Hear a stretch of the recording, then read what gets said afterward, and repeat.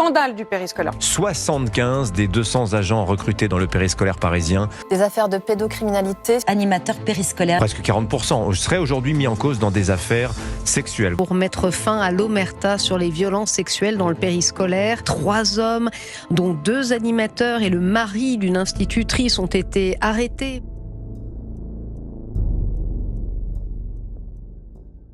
On le sait, cela fait 10 ans maintenant, depuis 2015, que les premières alertes ont été lancées, notamment par le groupe SOS Périscolaire. Mais c'est réellement depuis la fin 2025 que le mouvement prend de l'ampleur. Les accusations s'enchaînent, le sujet a été au cœur des municipales et la loi du silence s'estompe. Alors pour mieux comprendre tout ce qui se passe, on va reprendre depuis le début et commencer par là où tout débute, l'embauche d'un animateur. Cache Investigation a infiltré le métier en caméra cachée et a révélé les coulisses d'un secteur sous haute tension. Pour postuler, rien de plus simple, il vous faudra remplir seulement 3 critères. Ne pas avoir d'antécédents judiciaires, avoir plus de 18 ans et être à jour niveau vaccin. Et vous n'êtes même pas tenu d'avoir le BAFA ou d'avoir déjà de l'expérience. Et pour être embauché, c'est encore plus rapide. Quelques questions bateau sur le comportement à adopter et surtout un mot d'ordre, faire preuve de bon sens. La bienveillance et le bon sens. On n'a pas d'infirmière. C'est du bon sens. Après ce speed dating, l'animatrice est directement envoyée dans une école pour remplacer des collègues absents. Aucune information supplémentaire, le nombre de candidats manque cruellement, alors le temps presse. Les animateurs sont formés sur le tas et en quelque sorte livrés à eux-mêmes. Mais même comme ça, les effectifs sont débordés et sont trop souvent contraints d'enfreindre la loi. Celle-ci prévoit qu'un animateur ne peut avoir sous sa charge plus de 14 enfants âgés de moins de 6 ans. Mais en réalité, ce chiffre tourne souvent autour des 30. Et c'est à cause de ce manque de personnel que la mairie de Paris devient moins regardante sur le profil des candidats. Alors que la ville embauche des personnes incompétentes pour s'occuper de nos enfants, c'est déjà un problème en soi. Mais accepter des profils d'office dangereux, c'en est trop pour les parents d'élèves. Imaginez un seul instant que votre enfant soit encadré par un homme sentant l'alcool ou tenant des propos à caractère sexuel, et que ni la direction ni les autres animateurs ne se manifestent. Imaginez encore que lors de son entretien d'embauche, il avait été noté qu'il paraissait excité à l'idée d'exercer cette profession, mais qu'on lui avait tout de même accordé le poste. Le vrai problème autour de ça, c'est le manque de communication envers les parents sur ces pratiques de recrutement.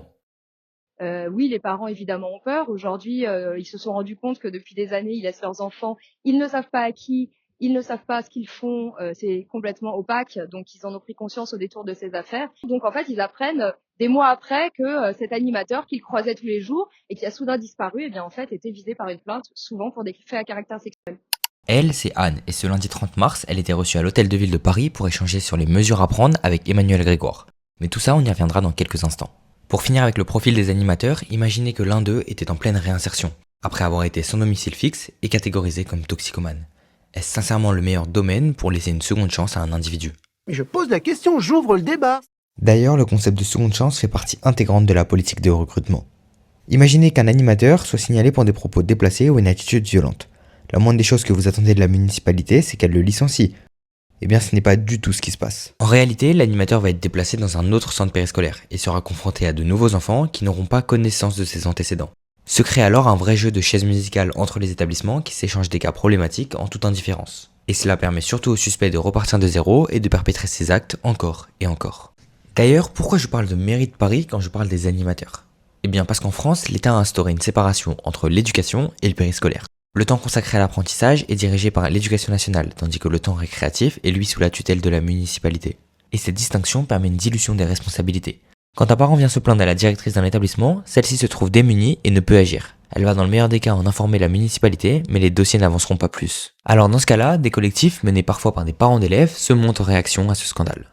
SOS Périscolaire et MeToo École enchaînent les interviews et les alertes sur leurs différents réseaux sociaux. Après leur entretien, ces représentantes sont sorties confiantes, même si le chemin vers une justice réparatrice mettra du temps. Depuis plusieurs mois, nous, on le voit de l'intérieur, il y a quand même des choses assez encourageantes. Il y a une cellule bientraitance qui a été ouverte par la mairie de Paris. Il y a un livret qu'on a coécrit avec eux. Donc oui. Après, il y avait des éléments, je pense, qui étaient problématiques et qui sont partis avec les municipales.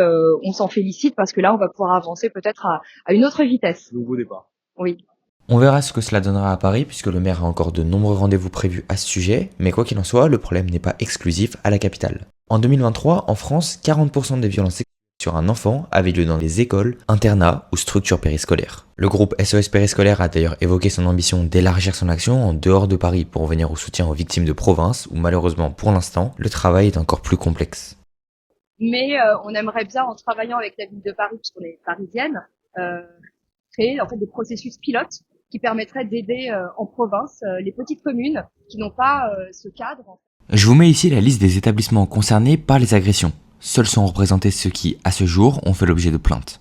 Et on va zoomer sur le cas de l'école Saint-Dominique dans le 7e arrondissement, où 9 animateurs sur 15 ont été suspendus. Rendez-vous compte, c'est plus de la moitié de l'équipe qui a été écartée. Dès lors se pose la question d'un véritable réseau criminel, où des animateurs mal intentionnés se recrutent entre eux pour opérer en toute intimité.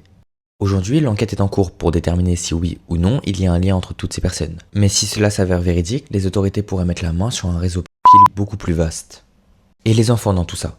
Eh bien là aussi on fait face à une immense difficulté. Les victimes sont trop jeunes pour exprimer leur situation. Rendez-vous compte, on parle ici de maternelle âgée de 2 à 5 ans. Se souvenir et savoir décrire les événements est très compliqué, surtout quand cela est mêlé à la peur des représailles. De plus, il n'est pas rare que l'enfant fasse un déni des événements, ce qu'on appelle parfois l'amnésie traumatique. C'est lorsqu'un individu perd la mémoire après un choc psychologique intense. Et ceci va empêcher la victime de correctement s'exprimer. On a demandé à Maître Tayeb, avocate spécialisée dans le droit des mineurs et qui accompagne le collectif MeTooEcole, ce que pensaient les parents du système de justice mis en place. Elle s'est dit mécontente des moyens mis en œuvre par le gouvernement et appelle à plus de considération. Eh bien, ils sont complètement démunis, ils perdent confiance en l'institution. Quand on a des parents à qui un enfant révèle comme ça des faits, par exemple, de viol ou d'agression sexuelle, qu'ils s'en ouvrent à la direction et que tout à coup, il n'y a plus de son, plus d'image, plus personne ne leur répond, que lorsqu'ils vont déposer plainte, ou on refuse leur plainte, ou on ne la suit pas, ou on la classe quasi immédiatement, que lorsqu'elle est prise en compte, on n'entend pas leur enfant, ou on l'entend mal, qu'on n'envoie pas l'enfant voir des médecins, qu'on ne l'envoie pas voir un psychologue. Vous voyez, quand il y a défaillance sur défaillance, il y a un moment, bah oui, les parents sont complètement démunis, les affaires sont classées sans véritable enquête, donc c'est absolument pas satisfaisant. Encore une fois, je suis avocate, je suis pour la présomption d'innocence, je suis pour nos principes cardinaux de droit, mais je suis aussi pour un droit à l'enquête et une enquête viable et sérieuse. On peut classer une affaire quand on estime qu'il n'y a pas assez d'éléments de preuve, mais à condition qu'on les ait cherchés. Si on classe une enquête au bout de quelques jours, quelques semaines, sans véritable acte d'investigation, c'est totalement insatisfaisant. On verra comment évoluera la situation dans les semaines à venir, mais en tout cas ce qui est sûr c'est que cette affaire ne risque pas de s'arrêter prochainement. Les parents commencent de plus en plus à témoigner et souvent un visage découvert, ce qui montre bien que la honte est en train de changer de camp. Après ça, il restera un gros travail de la part des municipalités pour corriger le tir et pour aspirer à plus de sécurité dans les écoles.